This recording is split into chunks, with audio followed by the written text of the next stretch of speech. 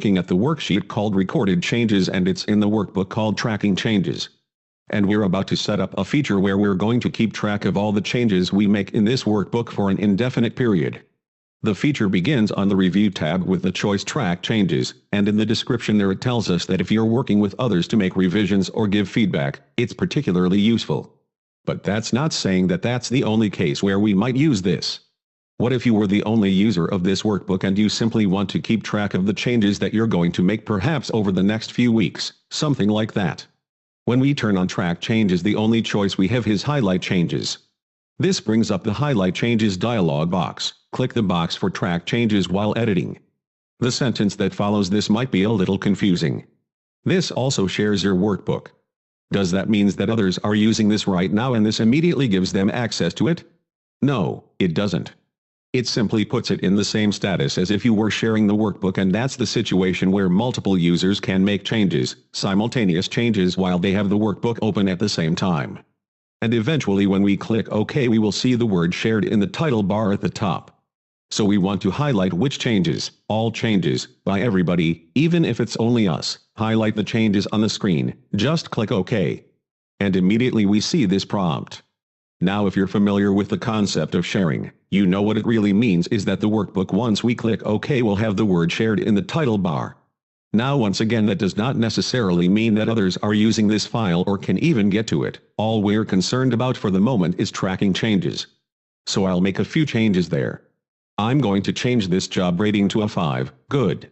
This number here I'm going to adjust. I'm going to make that 75,000, good, and you see what's happened as I complete the change with Enter. Move away from it. If we slide over these, it looks somewhat like a comment. We see who's made the change. Of course, in this case it's only me and when. If this was shared and if others were using it, others might have this open at the same time. They wouldn't be seeing the changes that I've just made, but they would be sending a similar kind of display on their screens. So at some point we might want to revisit this. We might want to see all of these at once. When we go back to Track Changes, we also have this option here, and when you do have multiple users, that's a concern. We might want to accept or reject the changes. Let's go back to Highlight Changes. We've made a few changes, only 2, but we might want to list the changes on a new sheet. And if we've been doing this for a while, we might want to consider not necessarily listing all of them, but just the ones since we last saved or since a certain date, something like that.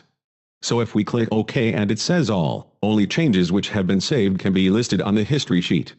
We didn't save the workbook, so I've got to do that first. So I'll simply click File Save. I could have got the keystroke shortcut there too.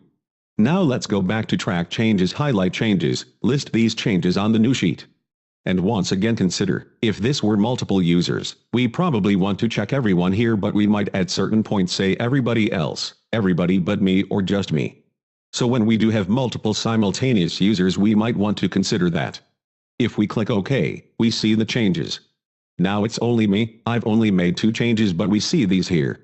If this is truly shared and multiple users have been making changes at the same time, we might want to review these and go back to Track Changes and consider accept and reject changes, and all the ones we have not yet reviewed by everybody. OK, and here is one change. I'll accept that. OK.